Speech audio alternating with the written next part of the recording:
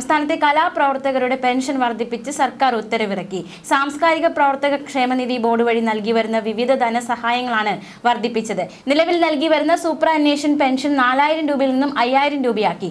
കുടുംബ പെൻഷനും അവശതാ പെൻഷനും 1100 രൂപയിൽ നിന്നും 1600 രൂപയാക്കി ഉയർത്തി. കൂടാതെ കലാപ്രവർത്തകരുടെ ചികിത്സാ ധനസഹായത്തിൽ മാറ്റം വരുത്തിയിട്ടുണ്ട്. ആജീവനാന്ത ചികിത്സാ സഹായം 1.5 ലക്ഷത്തിൽ നിന്നും 2 ലക്ഷം രൂപയായി വർദ്ധിപ്പിച്ചു. മുമ്പ് ഒരു തവണ കിട്ടിയിരുന്ന സഹായം ഇനി ഓരോ 3 വർഷം കൂടുമ്പോഴും ലഭ്യമാക്കാൻ വ്യവസ്ഥ ചെയ്തിട്ടുണ്ട്. മാരക രോഗങ്ങൾ പിടിപെട്ടവർക്ക് 2 ലക്ഷം രൂപ വരെ ആവർത്തന ധനസഹായമായി കിട്ടുന്നതാണ്. അതുപോലെ വിവാഹ ധനസഹായം 25000 രൂപയിൽ നിന്നും 50000 രൂപയായും മരണാനന്തര ധനസഹായം 10000 രൂപയിൽ നിന്നും 25000 രൂപയായും കൂട്ടിയിട്ടുണ്ട്. കൂടാതെ അർഹരായ 60 വയസ്സ് കഴിഞ്ഞ കലാകാരന്മാർക്ക് അംഗത്വത്തിന് ഒരു അവസരം കൂടി നൽകാൻ സർക്കാർ തീരുമാനിച്ചതായും സാംസ്കാരിക വകുപ്പ് മന്ത്രി സജി ചെറിയാൻ അറിയിച്ചു. ഇതിനായി ഏപ്രിൽ 1 മുതൽ 3 മാസത്തിനകം 10 വർഷത്തെ അംശദായം ഒന്നിച്ചടച്ച് അപേക്ഷിക്കേണ്ടതാണ്. ക്ഷേമനിധി ബോർഡിന്റെ വെബ്സൈറ്റ് വഴിയും അപേക്ഷ സമർപ്പിക്കാം. ശബരിമല സ്വർണ്ണക്കൊള്ളയും യുവതി പ്രവേശത്തിലെ നിലപാടും തിരിച്ചടിയാകുമെന്ന് ഉറപ്പായതോടെ ദേവസ്വം ബോർഡ് മുൻ പ്രസിഡന്റും മുതിർന്ന നേതാവുമായ എ പത്മകുമാറിനോട് വിശദീകരണം ചോദിച്ച് CPM. പുറത്താക്കൽ നടപടിക്ക് മുന്നോടിയായുള്ള നീക്കമെന്നാണ് സൂചന. എന്നാൽ വിഷയത്തിൽ തനിക്കുള്ള അതൃപ്തി പത്മകുമാർ വ്യക്തമാക്കിയിട്ടുണ്ട്. നിലവിലെ സാഹചര്യത്തിൽ പ്രതിസന്ധി മറികടക്കാൻ മറ്റു മാർഗമില്ലെന്ന് പത്മകുമാറിനോട് ജില്ലാ നേതൃത്വം മുൻകൂട്ടി അറിയിച്ചിട്ടായിരുന്നു നടപടി. തന്നെ ഒറ്റപ്പെടുത്തിയാൽ നേതൃത്വം ദുഃഖിക്കേണ്ടി വരുമെന്ന് മുതിർന്ന നേതാവിനെ പത്മകുമാർ അറിയിച്ചിട്ടുണ്ട്. പാർട്ടിയിലെ ഉന്നതർക്കും ശബരിമല കൊള്ളയിൽ പങ്കുണ്ടെന്ന നിലപാടിനിടെയാണ് പത്മകുമാറിന്റെ ഭീഷണി. പത്മകുമാറിനുള്ള പാർട്ടി സംരക്ഷണം നിയമസഭാ തിരഞ്ഞെടുപ്പിലും പ്രതിപക്ഷം ആയുധമാക്കുമെന്ന് കണ്ടാണ് ഏറെ വൈകിയുള്ള CPMന്റെ പുറത്താക്കൽ നീക്കം. സംസ്ഥാന സമിതിയുടെ നിർദ്ദേശപ്രകാരമാണ് പത്തനംതിട്ട ജില്ലാ കമ്മിറ്റി നടപടിക്കൊരുങ്ങുന്നത്. മീനമാസ പൂജകൾക്കായി നാളെ വൈകിട്ട് 5-ന് ശബരിമല നട തുറക്കും. തന്ത്രി കണ്ഠർ മഹേശ്വര മോഹനരുടെ സാന്നിധ്യത്തിൽ മേൽശാന്തി ED പ്രസാദ് നട തുറന്ന് ദീപം തെളിയിക്കും. ഞായർ രാവിലെ 5 മുതലാണ് ദർശനം. മീനം 1 മുതൽ കളഭാഭിഷേകവും പടിപൂജയും ഉണ്ടാകും. പൂജകൾ പൂർത്തിയാക്കി മാർച്ച് 19 രാത്രി 10-ന് നടയടയ്ക്കും. ശബരിമല ഉത്സവത്തിനായി മാർച്ച് 22 വൈകിട്ട് 5-ന് നട തുറക്കും. 23-ന് പകൽ 11-നും 12-നും ഇടയിൽ ഉത്സവത്തിന് കൊടിയേറും.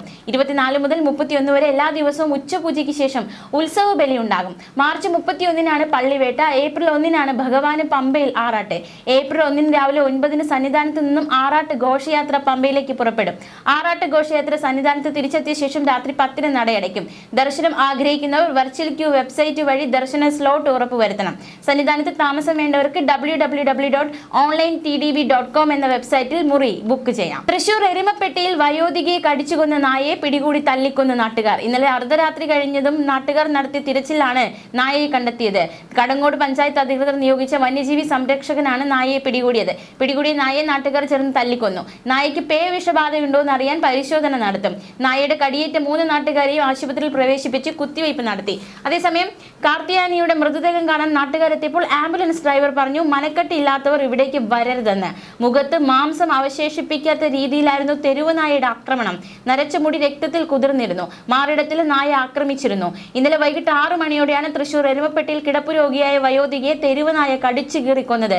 വയോധികയുടെ മാനസികാസ്വാസ്ഥ്യമുള്ള മകനെ നായ മാരകമായി കടിച്ചു പരിക്കേൽപ്പിച്ചിരുന്നു. ഉത്തമ കമ്മ്യൂണിസ്റ്റ് എന്നും മാതൃകാ പൊതുപ്രവർത്തകനെന്നും പൊതുസമൂഹത്തിൽ പ്രതിച്ഛായയുള്ള G സുധാകരനും ഒടുവിൽ ഗതികെട്ട് CPM വിട്ടു. പാർട്ടിയിൽ പിടിമുറുക്കിയ പിണറായിസത്തിനും പൊളിറ്റിക്കൽ ക്രിമിനലുകൾക്കുമെതിരെ പൊരുതിയാണ് സുധാകരന്റെ പടിയിറക്കം. അഴിമതിക്കെതിരായ പോരാട്ടത്തിന് സ്വതന്ത്ര സ്ഥാനാർത്ഥിയായി മത്സരിക്കുമെന്ന് പ്രഖ്യാപിച്ചത് CPMന് കനത്ത തിരിച്ചടിയായി. തിരഞ്ഞെടുപ്പിൽ അമ്പലപ്പുഴയിലും ആലപ്പുഴ ജില്ലയിലും മാത്രമല്ല സംസ്ഥാന തലത്തിൽ വരെ ഇതിന്റെ ആഘാതം CPM നേരിടേണ്ടി വരും. പൊതുസമൂഹത്തിൽ ഇത്രയും സ്വാധീനം ചെലുത്തിയ ജനപ്രതിനിധി നേതാവും നിലവിൽ CPMനില്ല. കണ്ണൂർ ലോബി നയിക്കുന്ന CPMൽ തെക്കൻ കേരളത്തിലെ പാരമ്പര്യമുള്ള നേതാക്കളെ ഓരോന്നായി വെട്ടിനിർത്തുകയാണെന്ന ആക്ഷേപം ശരിവയ്ക്കുന്നതാണ് G സുധാകരന്റെ അനുഭവം. ബംഗളൂരിലെ പരാതിക്കാരി രഹസ്യമൊഴി നൽകിയതിന് പിറ്റേന്ന് രാഹുൽ മാങ്കൂട്ടത്തിലെ വാട്സ്ആപ്പ് സ്റ്റാറ്റസ് ലൈക്ക് ചെയ്തിട്ടുണ്ടെന്ന് MLAയുടെ അഭിഭാഷകൻ. നമ്പർ ബ്ലോക്ക് ചെയ്യാനുള്ള ശ്രമത്തിനിടയിൽ അബദ്ധത്തിലാണ് കോൾ പോയതെന്നും അഭിഭാഷകൻ കോടതിയിൽ പറഞ്ഞു. രാഹുൽ മാങ്കൂട്ടത്തിലെ ജാമ്യം റദ്ദാക്കണമെന്ന് ആവശ്യപ്പെട്ട് പോലീസ് സമർപ്പിച്ച ഹർജിയുടെ വാദത്തിനിടെയാണ് പ്രതിഭാഗം അഭിഭാഷകൻ ഇക്കാര്യം പറഞ്ഞത്. ഹർജിയിൽ വാദം പൂർത്തിയായി. ഉത്തരവ് മാർച്ച് 19-ന് പുറപ്പെടുവിക്കും. പരാതിക്കാരി രഹസ്യമൊഴി നൽകിയതിന് പിറ്റേന്ന് ഫെബ്രുവരി 17-ന് രാഹുൽ മാങ്കൂട്ടത്തിൽ അവരെ വിളിച്ചുവെന്നും അത് ജാമ്യ വ്യവസ്ഥയുടെ ലംഘനമാണെന്നുമാണ് പ്രോസിക്യൂഷൻ വാദം. എന്നാൽ 17-ന് കോൾ പോയെങ്കിൽ അന്ന് തന്നെ പോലീസ് അപേക്ഷ നൽകേണ്ടതായിരുന്നുവെന്ന് പ്രതിഭാഗം വാദിച്ചു.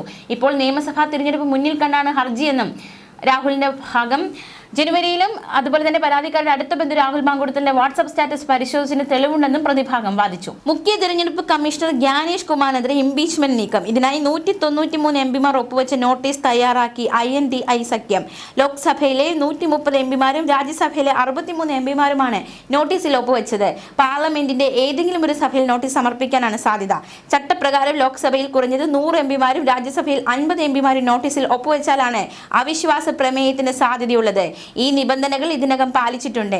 ചരിത്രത്തിൽ ആദ്യമായാണ് മുഖ്യ തെരഞ്ഞെടുപ്പ് കമ്മീഷണറെ നീക്കണമെന്നാവശ്യപ്പെട്ട് നോട്ടീസ് പാർലമെന്റിൽ എത്തുന്നത്. ഇന്ത്യ മുന്നണിയിലെ എല്ലാ കക്ഷികളും ഔദ്യോഗികമായി മുന്നണിയുടെ ഭാഗമല്ലാത്ത ആം ആദ്മി പാർട്ടിയും നോട്ടീസിൽ ഒപ്പുവെച്ചിട്ടുണ്ട്. രാജ്യത്തെ ഏതെങ്കിലും റീറ്റെയിൽ ഔട്ട്ലെറ്റിലോ വിതരണ ശൃംഖലയിലോ LPG വിതരണം തടസ്സപ്പെട്ടിട്ടില്ലെന്ന് കേന്ദ്ര സർക്കാർ അറിയിച്ചു. ദൗർലഭ്യം ഭയന്ന് പരിഭ്രാന്തിയോടെ അനാവശ്യമായി ബുക്ക് ചെയ്യാൻ ശ്രമിക്കരുതെന്നും കേന്ദ്ര സർക്കാർ ഉപഭോക്താക്കളോട് അഭ്യർത്ഥിച്ചു. വിതരണം ഉറപ്പാക്കാൻ പരമാവധി ശ്രമിക്കുന്നുണ്ട്.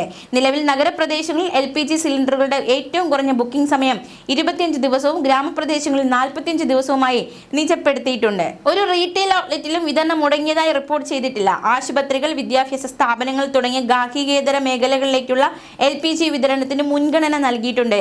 പെട്രോളിയം പ്രകൃതിവാതക മന്ത്രാലയ ജോയിന്റ് സെക്രട്ടറി സുജാത ശർമ്മ ഇക്കാര്യം വ്യക്തമാക്കി. കുംഭമേളയ്ക്കിടെ വൈറലായ മൊണാലിസ ഫോസ്ലയെ മുഹമ്മദ് ഫർമാൻ ഖാൻ വിവാഹം ചെയ്ത സംഭവം വെറും ലവ് ജിഹാദാണെന്ന് സംവിധായകൻ സനോജ് മിശ്ര. മൊണാലിസയെ കേരളത്തിലേക്ക് തെറ്റിദ്ധരിപ്പിച്ച് കൂട്ടിക്കൊണ്ടുവന്നതാണെന്നും അതിനു പിന്നിലുള്ള ഇസ്ലാമിക ശക്തികൾക്ക് കൂടുതൽ പണം കിട്ടാനാണ് ഇന്ത്യയുടെ തെക്കേറ്റത്തേക്ക് കൊണ്ടുവന്നതെന്നും സനോജ് മിശ്ര പറഞ്ഞു. ചിലരുടെ ലാഭത്തിനായി മൊണാലിസ എന്ന പാവം പെൺകുട്ടി ലവ് ജിഹാദിനിരയായി. എന്നെ ജയിലാക്കിയ അതേ ഇസ്ലാമിക ശക്തികളാണ് മൊണാലിസയെയും കുടുക്കിയതെന്നാണ് അന്വേഷണം നടത്തിയാൽ മനസ്സിലാക്കാൻ സാധിക്കുമെന്നും സനോജ് മിശ്ര പറഞ്ഞു. തന്റെ ഫേസ്ബുക്ക് പേജിലാണ് സഞ്ജയ് മിശ്രയുടെ വിമർശനം. മൊണാലിസയെ നടിയാക്കി സിനിമ പ്രഖ്യാപിച്ചതിന് പിന്നാലെ ഒരു 28-കാരിയെ കൊണ്ട് ഈ ഇസ്ലാമിക ശക്തികൾ കേസ് കൊടുപ്പിച്ചു. എന്നെ ജയിലാക്കി. പിന്നീട് വസീം റിസ്വിയുടെയും കൂട്ടരുടെയും നിർദ്ദേശപ്രകാരമാണ് താൻ കള്ളപ്പരാതി നൽകിയതെന്ന് ഈ യുവതി സമ്മതിച്ചതായും സനോജ് മിശ്ര പറഞ്ഞു. മധ്യപൗരസ്ത്യ പ്രദേശത്ത് വർദ്ധിച്ചു വരുന്ന അസ്വസ്ഥതകൾക്കിടയിൽ പ്രധാനമന്ത്രി നരേന്ദ്രമോദി ഇറാൻ പ്രസിഡന്റ് മസൂദ് പെസഷ്കിയനുമായി ടെലിഫോണിൽ സംസാരിച്ചു. സംഘർഷ സാഹചര്യം ചർച്ച ചെയ്ത് പ്രധാനമന്ത്രി നരേന്ദ്രമോദി ജീവഹാനിയിൽ അഗാധമായ ദുഃഖം പ്രകടിപ്പിച്ചു. ഇറാനിലെ ഭാരത പൗരന്മാരുടെ സുരക്ഷ സംബന്ധിച്ച ആശങ്കകളും പ്രധാനമന്ത്രി ഉന്നയിച്ചു. മേഖലയിലെ ഗുരുതരമായ സാഹചര്യം ചർച്ച ചെയ്യാൻ ഇറാൻ പ്രസിഡന്റ് ഡോക്ടർ മസൂദ് പെസഷ്കിയാനുമായി ഒരു സംഭാഷണം നടത്തിയെന്നും സംഘർഷങ്ങൾ വർദ്ധിക്കുന്നതിലും സാധാരണക്കാരുടെ ജീവൻ നഷ്ടപ്പെടുന്നതിലും സിവിലിയൻ അടിസ്ഥാന സൗകര്യങ്ങൾക്കുണ്ടാകുന്ന നാശനഷ്ടങ്ങളിലും അദ്ദേഹം ആഴത്തിലുള്ള ആശങ്ക പ്രകടിപ്പിച്ചു. ചരക്കുകളുടെയും ഊർജ്ജത്തിന്റെയും തടസ്സമില്ലാത്ത ഗതാഗതത്തിന്റെ ആവശ്യകതയ്ക്കൊപ്പം ഇന്ത്യൻ പൗരന്മാരുടെ സുരക്ഷയും ഭാരതത്തിന്റെ മുൻഗണനകളായി തുടരുന്നുവെന്നും സമാധാനത്തിനും സ്ഥിരതയ്ക്കും വേണ്ടിയുള്ള ഭാരതത്തിന്റെ പ്രതിബദ്ധത ആവർത്തിച്ച് അദ്ദേഹം സംഭാഷണത്തിലൂടെ ഉടനീളം പറഞ്ഞു. എന്തായാലും അദ്ദേഹം എക്സ്പോസ്റ്റിലൂടെ പ്രധാനമന്ത്രി നരേന്ദ്രമോദി എക്സ്പോസ്റ്റിലൂടെയാണ് ഇറാൻ പ്രസിഡന്റുമായി സംസാരിച്ചു എന്ന കാര്യം പങ്കുവച്ചത്. ഇറാൻ, അമേരിക്ക, ഇസ്രായേൽ, നിരവധി ഗൾഫ് രാജ്യങ്ങൾ എന്നിവ ഉൾപ്പെടുന്ന വിശാലമായ ഒരു മിഡിൽ ഈസ്റ്റ് സംഘർഷം പൊട്ടിപ്പുറപ്പെട്ടു. അതിന്റെ പരമോന്നത നേതാവ് ആയത്തുള്ള അലി ഖമനിയെ വധിച്ചു. ഫെബ്രുവരി 28-ന് തുടങ്ങിയ ആക്രമണങ്ങൾ ഇറാനിലെ പ്രധാന സ്ഥലങ്ങളിൽ ലക്ഷ്യം വെച്ചുള്ളതാണെന്നും ഇറാന്റെ ഉന്നത നേതാവിന്റെയും അദ്ദേഹത്തിന്റെ കുടുംബാംഗങ്ങളുടെയും മരണത്തിന് കാരണമായെന്നും റിപ്പോർട്ടുകൾ വന്നിരുന്നു. പശ്ചിമേഷ്യൻ യുദ്ധം 2 ആഴ്ച പിന്നിടുമ്പോഴും യുദ്ധം അവസാനിപ്പിക്കാൻ ഒമാൻ ഉൾപ്പെടെയുള്ള അറബ് രാജ്യങ്ങൾ സമാധാന ചർച്ചകൾ സജീവമാക്കുന്നുണ്ടെങ്കിലും ഇറാനും ഇസ്രായേലും കൂടുതൽ രൂക്ഷമായ ആക്രമണങ്ങളിലേക്ക് നീങ്ങുകയാണ്. ഇതോടെ ഭാരതത്തിന്റെ പ്രധാനമന്ത്രി നരേന്ദ്രമോദി ഇടപെടണമെന്നാണ് ലോക നേതാക്കളുടെ ആവശ്യം. ഇറാനെ പൂർണ്ണമായും പരാജയപ്പെടുത്തുമെന്ന നിലപാടിലാണ് അമേരിക്ക. ഇതോടെ ഇറാൻ കൂടുതൽ ശക്തമായ നിലപാടുകൾ സ്വീകരിക്കുകയാണ്. ഇന്നലെയും ടെഹ്റാൻ നഗരത്തിൽ കനത്ത ആക്രമണം ഉണ്ടായതായി റിപ്പോർട്ടുകളുണ്ട്. അതേസമയം ടെൽ അവീവ് ഉൾപ്പെടെയുള്ള മധ്യ ഇസ്രായേൽ പ്രദേശങ്ങളിൽ സൈറണുകൾ മുഴങ്ങിയതായും വിവരങ്ങൾ പുറത്തുവന്നു. സംഘർഷം അവസാനിപ്പിക്കാൻ ചർച്ചകളാണ് ഏകമാർഗമെന്ന നിലപാടോടെ ഒമാന്റെ നേതൃത്വത്തിൽ മധ്യസ്ഥ ശ്രമങ്ങൾ പുരോഗമിക്കുകയാണ്. എന്നാൽ ഇതുവരെ കാര്യമായ പുരോഗതി ഉണ്ടാക്കാത്തതായാണ് വിലയിരുത്തൽ. ഇതിനിടെ വിഷയത്തിൽ ഇടപെടാൻ ഏറ്റവും അനുയോജ്യമായ നേതാവ് നരേന്ദ്രമോദിയാണെന്ന അഭിപ്രായം രാജ്യാന്തര തലത്തിൽ ഉയരുന്നുവെന്ന് റിപ്പോർട്ട്. US-ൽ ജൂത ദേവാലയത്തിന് നേരെ ആക്രമണം. മിഷിഗനിൽ ഡിട്രോയിറ്റ് നഗരത്തിന് സമീപത്തെ ടെമ്പിൾ ഓഫ് ഇസ്രായേൽ സിനഗോഗിലാണ് ആക്രമണമുണ്ടായത്. കെട്ടിടത്തിലേക്ക് വാഹനം ഇടിച്ചു കയറ്റി ആക്രമണം നടത്തിയയാളെ വെടിവെച്ചു കൊന്നു. കെട്ടിടത്തിലേക്ക് വാഹനം ഇടിച്ചു കയറ്റിയതിനെ തുടർന്നാണ് സുരക്ഷാ ഉദ്യോഗസ്ഥർ ആക്രമിയെ കൊലപ്പെടുത്തിയത്. ഡിട്രോയിറ്റ് നഗരത്തിനടുത്ത് ടെമ്പിൾ ഓഫ് ഇസ്രായേൽ സിനഗോഗിൽ ഇന്നലെ ഉച്ചയോടെയായിരുന്നു സംഭവം. ആക്രമണത്തിൽ ആർക്കും ഗുരുതര പരിക്കില്ലെന്നാണ് റിപ്പോർട്ടുകൾ. 12,000 അംഗങ്ങളുള്ള സിനഗോഗിന് നേരെയാണ് ആക്രമണം നടന്നത്. ജൂത സമൂഹത്തെ ലക്ഷ്യം വെച്ചുള്ള ആസൂത്രിത ആക്രമണമാണ് നടന്നതെന്ന് FBI വ്യക്തമാക്കി. സിനഗോഗിലെ പ്രൈമറി സ്കൂളിൽ 140ഓളം കുട്ടികൾ ക്ലാസ്സിൽ ഉള്ള സമയത്തായിരുന്നു ആക്രമണം. സുരക്ഷാ ഉദ്യോഗസ്ഥർ വെടിവെച്ച് കൊലപ്പെടുത്തിയ അക്രമി ലെബനൻ വംശജനെന്നാണ് പ്രാഥമിക സൂചന. വാഹനത്തിൽ ഒരാൾ മാത്രമാണ് ഉണ്ടായിരുന്നത്. മധ്യപൂർവേഷ്യൻ സംഘർഷം അയവില്ലാതെ തുടരുകയാണ്. അന്താരാഷ്ട്ര വിപണിയിൽ എണ്ണ വിലയിൽ വൻ വർധനമാണ് രേഖപ്പെടുത്തിയിരിക്കുന്നത്. ആഗോള എണ്ണ സൂചികയായ ബ്രെന്റ് ക്രൂഡ് വില ഇന്ന് വീണ്ടും ബാരലിന് $100 കടന്നു. ഗൾഫിൽ 3 ചരക്ക് കപ്പലുകൾ കൂടി ആക്രമിക്കപ്പെട്ടതിനെ തുടർന്ന് ഓഹരി വിപണികൾ ഇടിഞ്ഞു.